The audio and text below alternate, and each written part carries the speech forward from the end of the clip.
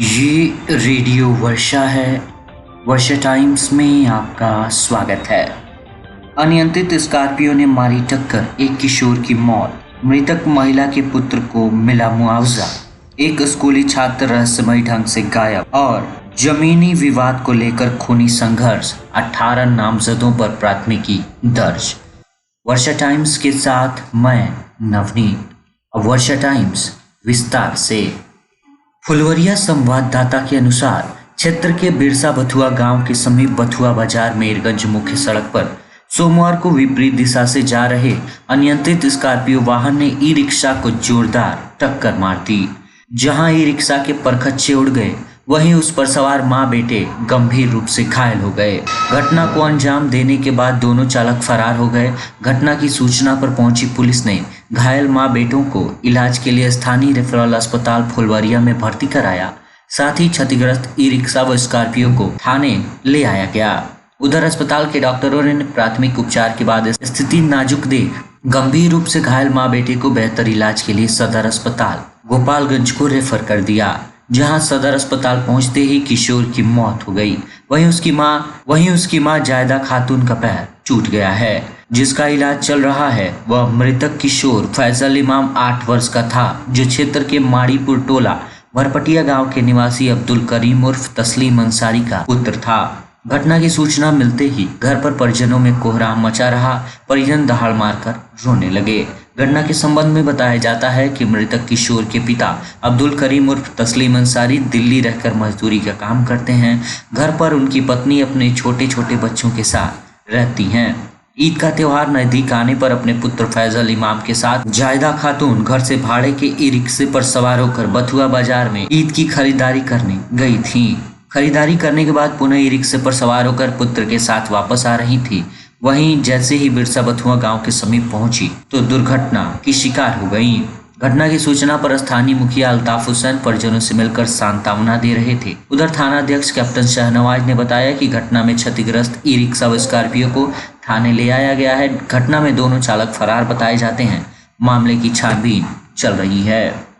फुलवरिया संवाददाता के अनुसार विगत 3 वर्ष पूर्व सड़क दुर्घटना में मौत की शिकार हुई क्षेत्र के सेमरा बारी गांव निवासी बैरिस्टर सिंह की विधवा पत्नी उर्मिला देवी के पुत्र अनिल कुमार को मुआवजा राशि दी गई है। आपदा प्रबंधन विभाग से आश्रित को दी गई मुआवजा राशि के बारे में सीईओ वीरबल वरुण कुमार ने सोमवार को बताया कि राशि स्वीकृत होने के बाद चेक के माध्यम से 4 लाख रुपए का मुआवजा दिया गया है। बताया जाता है कि 3 वर्ष पूर्व जनवरी माह में उर्मिला देवी अपने पुत्र के साथ बाइक पर सवार होकर मेरगंज स्थित एक निजी क्लिनिक में इलाज कराने के लिए जा रही थीं।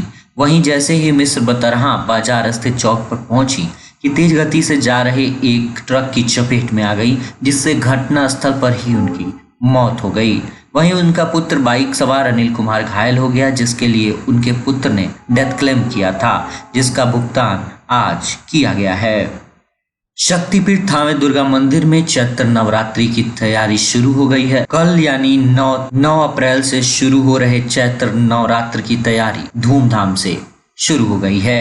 साथ ही मंदिर प्रशासन की ओर से श्रद्धालुओं की भीड़ को देखते हुए सभी तैयारियां पूरी कर ली गई हैं और किसी तरह की घटना से बचाव के लिए विशेष पुलिस बलों की भी तैनाती की गई है।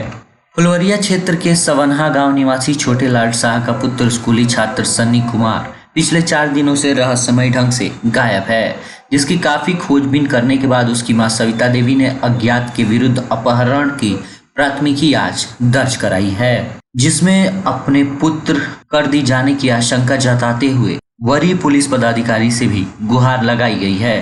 प्राथमिकी में कहा गया है कि छोटे लाल शाह खाड़ी देश में रहकर मजदूरी करते हैं। घर पर उनकी पत्नी अपने बच्चों के साथ रहती हैं। शुक्रवार को घर से श्यामपुर बाजार स्थित कोचिंग संस्था में क्लास करने के लिए सनी कुमार जो देर रात तक घर वापस नहीं लौटा। वहीं उच्चतर माध्यमिक विद्यालय रतनपुर स्थित अष्टम वर्ग का छात्र है। चिंतित परिजन आसपास के गांव व सगे संबंधियों के यहाँ काफी खोजबीन कर रहे हैं, लेकिन उसका सुराग अभी तक नहीं मिल सका है। बाध्य होकर वरीय पदाधिकारियों से पत्र के माध्यम से गुहार लगाते हुए प्राथमिकी दर्ज कराई गई है। पुलिस इस मामले की छानबीन कर रही है। स्थानीय पुलिस ने क्षेत्र के सोमरबारी गांव में 2 पक्षों के बीच जमीनी विवाद को लेकर हुए खूनी संघर्ष में प्राथमिकी दर्ज कर ली है। जिसमें दोनों पक्षों के कुल 18 लोगों को आरोपित किया गया है। इसकी जानकारी देते हुए थानाध्यक्ष कैप्टन शाहनवाज ने बताया कि प्रथम प्राथमिकी बैरिस्टर सिंह की पत्नी वेदांती देवी ने दर्ज कराई है, जिसमें आरोप लगाया गया है कि उनके घर वाले अपनी निजी जमीन में शौचालय निर्माण कार्य के लिए तैयारी कर रहे थे। उसी क्रम में पहवारी सिंह सहित 12 की संख्या में लाठी डंडा तलवार व फरसा से लैस हमलावर पहुंच गए, साथ ही उन्हें मारपीट कर घायल कर दिया। वहीं दूसरी प्राथमिकी पहवारी सिंह ने दर्ज कराई है, जिसमें नत्थू सिंह, बैरिस्टर सिंह व अन्य 6 आरोपितों को नामजद किया गया है। प्राथमिकी दर्ज कर लेने के बाद मामले की छानबीन पुलिस कर रही है।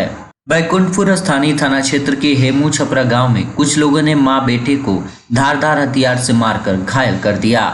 इस संबंध में घायल महिला सीमा देवी ने थाने में 4 लोगों के खिलाफ प्राथमिकी दर्ज कराई है। दर्ज प्राथमिकी में मां समेत बेटा प्रिंस कुमार सिंह के साथ मारपीट करने का आरोप लगाया गया है। वहीं मारपीट के दौरान महिला के गले के सोने का चेन छीन लिया गया है। पुलिस इस मामले की जांच कर रही है। साथ ही स्थानीय थाना क्षेत्र के कातलपुर गांव में पुरानी रंजिश को लेकर हुई मारपीट की घटना में एक महिला गंभीर रूप से घायल हो गई। घायल अमीना खातून को इलाज हेतु सरकारी अस्पताल में भर्ती कराया गया है, जहां उनका इलाज चल रहा है।